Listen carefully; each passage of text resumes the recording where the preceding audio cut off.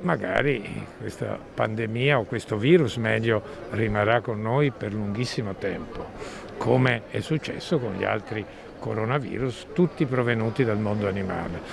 Quindi avremo a che fare magari questo autunno e a quell'ora avremo anche dei nuovi vaccini. Una circolazione virale in calo, seppur lento, che secondo le previsioni dovrebbe scemare con l'estate per ritornare con l'autunno, quando verosimilmente la cosiddetta quarta dose, ora solo per over 80 ospiti delle RSA e fragili, sarà estesa con un vaccino aggiornato al resto della popolazione.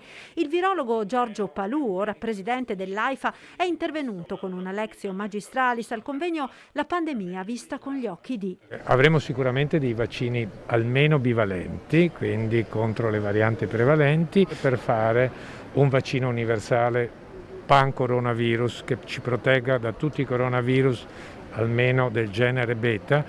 Per questo ci vorrà un po' più di tempo.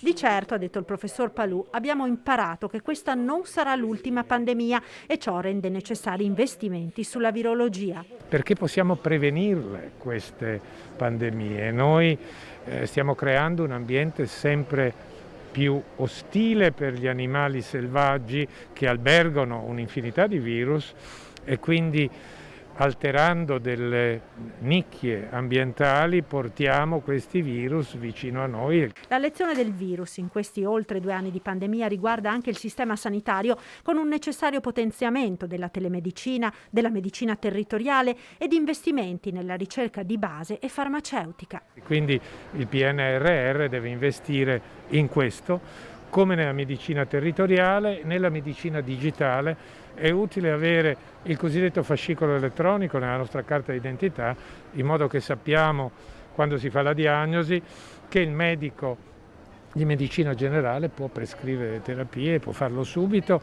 e in tutta Italia è noto il nostro fascicolo.